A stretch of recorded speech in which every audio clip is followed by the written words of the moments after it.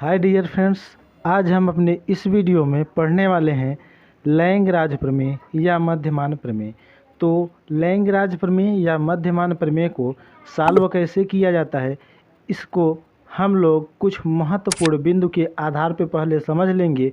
उसके बाद क्वेश्चंस के माध्यम से लैंगराज प्रमेय को सत्यापित करना सीखेंगे। तो आइए हम कुछ समझ लेते हैं। हमारे पास कुछ महत्वपूर्ण बिंदु दिए गए हैं, तो उन्हीं बिंदु के आधार पे हम क्रम से बारी बारी से अपने क्वेश्चंस को बहुत ही आसानी से सॉल्व करेंगे। तो आइए देखते हैं हमारे इम्पोर्टेंस जो बिंदु दिए गए हैं क्या क्या हैं। तो लैंगराज प्रमेय के लिए हमारे पास कुछ महत्वपूर्ण बिंदु इसमें दिए गए हैं। तो पहला बिंदु हमारा है कि फलन बहुपदी होना चाहिए तथा फलन सतत होना चाहिए। जो हमारा फंक्शन दिया होगा क्वेश्चन में एफ ऑफ एक्स के रूप में, वो फलन हमारा बहुपदी होना चाहिए और सतत भी होना चाहिए। और दूसरा पॉइंट दिया है कि फलन हमारा अवकलनीय होना चाहिए। तो हमें ये ध्यान रखना है कि यदि हमारा फलन अवकलनीय होगा तो फलन हमारा हमेशा ही सतत होगा, अर्थात हमें ज़रूरी ये है कि फलन हमारा अवकलनीय होना चाहिए। और तीसरा पॉइंट दिया गया है कि इसके बाद हम फलन में एफ ऑफ ए और एफ ऑफ बी का मान ज्ञात करते हैं, जो कि ए कामा बी का मान हमारा दिया गया अंतराल ए कामा बी का मान ही होता है। तो जो एफ ऑफ ए और एफ ऑफ बी हम ज्ञात करते हैं, जो हमारा अंतराल दिया रहेगा उसी अंतराल में जो पहला वाला मान दिया रहेगा ए, वो हमारा ए का मान होगा, और जो बी के रूप में दिया होगा वो बी का मान होगा। तो इसे हम ए और बी के रूप में, एफ ऑफ ए और एफ ऑफ बी के रूप में, जो क्वेश्चन में हमारा फंक्शन एफ ऑफ एक्स के रूप में दिया रहेगा उसी में रख के बारी बारी से इनका मान निकालेंगे।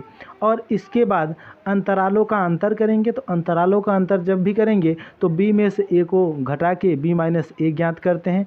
और इसके पश्चात अवकलन जब कर लेंगे तो अवकलन के बाद जो हमारा फंक्शन एफ ऑफ एक्स के रूप में रहता है, तो अवकलन करेंगे तो एफ ऑफ एक्स हमारा एफ डैश एक्स के रूप में हो जाएगा।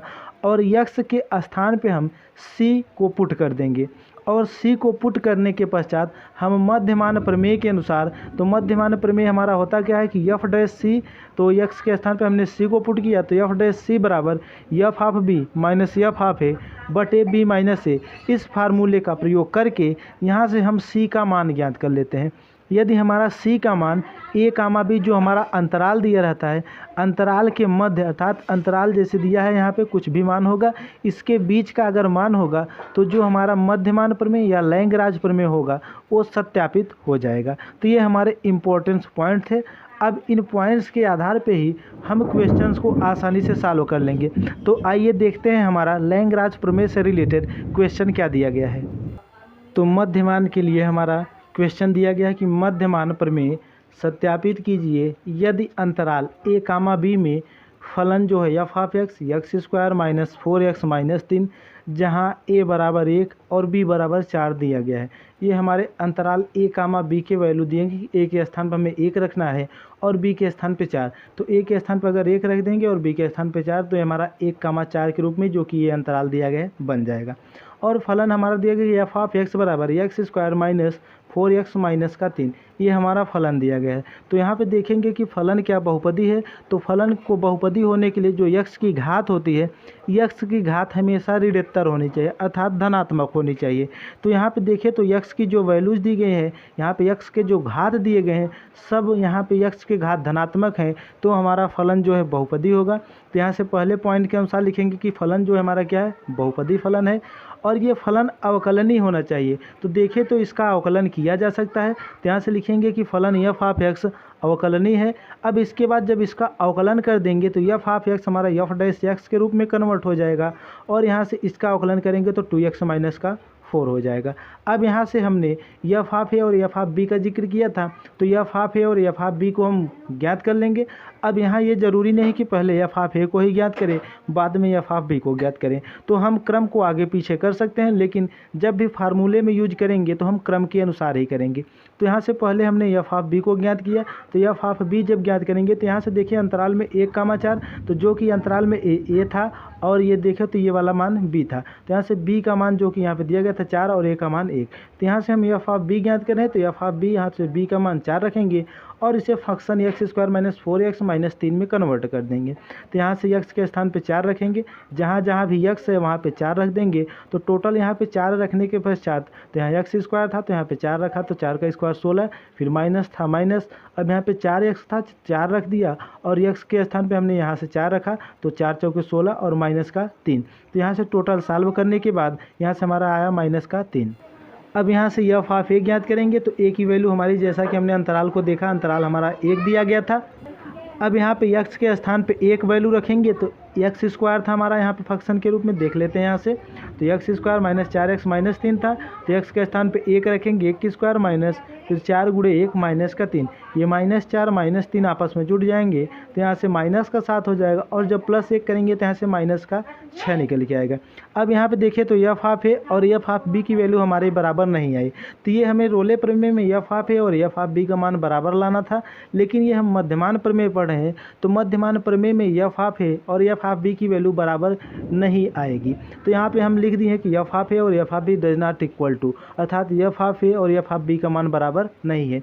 अब यहाँ पे हमने अवकलन किया था तो एफ डैश एक्स बराबर निकल के आया था हमारा 2x माइनस का 4। अब यही हमने लिखा था कि एफ डैश एक्स में x के स्थान पे हम c का मान रखेंगे, अर्थात x के स्थान पे c पुट करेंगे। तो जहाँ जहाँ यहाँ पे x था वहाँ पे हमने c रख दिया, तो यहाँ से एफ डैश c और यहाँ से 2c माइनस का 4। अब मध्यमान प्रमेय से सॉल्व करेंगे। अब यहाँ मध्यमान प्रमेय से देखेंगे तो मध्यमान प्रमेय हमारा होता क्या है, एफ डैश सी बराबर F of B minus F of A बटे बी माइनस ए। अब यहाँ से एफ डैश सी के स्थान पे ये मान रखेंगे एफ डैश सी वाला माइनस, अब यहाँ सॉरी इक्वल, अब यहाँ से एफ ऑफ बी का मान हमने ज्ञात किया था तो एफ ऑफ बी का मान हमारा यहाँ से आया था कितना, देखिए तो यहाँ से एफ ऑफ बी का मान माइनस का 3 आया था तो यहाँ से -3, फिर बीच में यहाँ माइनस दिया गया तो माइनस, एफ ऑफ ए की वैल्यू हमारी -6 थी तो यहाँ से माइनस का 6 रख दिया बटे बी माइनस ए। तो बी माइनस ए जो अंतराल दिया गया था, अंतराल 1 का 4 था तो बी माइनस ए यानी 4 में से 1 को घटा के रख देंगे यहाँ पे। अब यहाँ से सॉल्व कर लेंगे तो 2c माइनस का 4 बराबर यहाँ से -3, ये ब्रैकेट हटेगा तो माइनस का माइनस में गुणा होकर प्लस यहाँ पे 6 बटे 3। अब यहाँ से जब इसे घटा देंगे तो यहाँ से 3 आ जाएगा और ये बटे का 3, तो 3 से 3 को कैंसिल कर देंगे तो यहाँ से हमारा बचेगा 1। अब यहाँ से 4 को पक्षांतर करेंगे तो 4 माइनस में था, इस तरफ आएगा तो प्लस का 4 हो जाएगा। अब यहाँ पे जोड़ देंगे तो 4 1 5, तो 2c बराबर आ गया 5। अब यहाँ से c का मान ज्ञात करना है तो c को छोड़ के 2 को पक्षांतर करेंगे तो देखिए तो 2 और c के बीच में कोई सिंबल नहीं दिया गया है, अर्थात 2 में c का गुणा किया गया है। तो यहाँ से c को छोड़ के जब 2 को पक्षांतर करेंगे तो ये गुणा के रूप में था तो इस तरफ आएगा भाग हो जाएगा, तो c बराबर हो जाएगा हमारा 5 बटे का 2। अब इसे दशमलव के रूप में कन्वर्ट करेंगे तो यहाँ से आ जाएगा 2.5। अब यहाँ से इस मान को हम यहाँ पे देखें तो समवृत्त अंतराल के रूप में दिया गया था। अब यहाँ से हम समवृत्त अंतराल के रूप में इसकी तुलना न करके हम विपरीत अंतराल यानी यहाँ पे 1,4 जो कि छोटे ब्रैकेट में लिखेंगे विपरीत अंतराल के रूप में। अब विपरीत अंतराल होता क्या है हमारा कि जो अंतराल दिया रहता है उसे हमें नहीं लेना था, अर्थात 1 और 4 को नहीं लेंगे। अगर 1 और 4 के बीच देखें तो हमारा 2 और 3 भी आएगा। अब ये मान का तुलना इन दोनों के बीच करेंगे तो ये जो 1 और 4 थे इन अंतरालों के बीच में क्या 2.5 भी आएगा। तो अगर देखें तो 2.5 इन 2 और 3 के बीच में ही आएगा। तो जब मान हमारा इन अंतराल के बीच में दिया रहेगा, अर्थात 1 और 4 के बीच का ही मान होगा हमारा, तो हमारा मध्यमान प्रमेय या लैंग्राज प्रमेय सिद्ध होगा। तो देखें तो 2.5 1 और 4 के बीच में ही मिलेगा। तो यहाँ पे होगा कि अतः जो है हमारा मध्यमान प्रमेय या कह सकते हैं कि लैंग्राज प्रमेय वो हमारा सत्यापित होगा। आई होप आप लोगों को ये वीडियो बहुत ही बेहतरीन तरीके से समझ में आया होगा। तो यदि आप लोग चैनल पे नए हैं तो कृपया चैनल को लाइक शेयर और सब्सक्राइब करना न भूलें। थैंक्स फॉर वॉचिंग, धन्यवाद। मिलते हैं अब हम नेक्स्ट वीडियो में।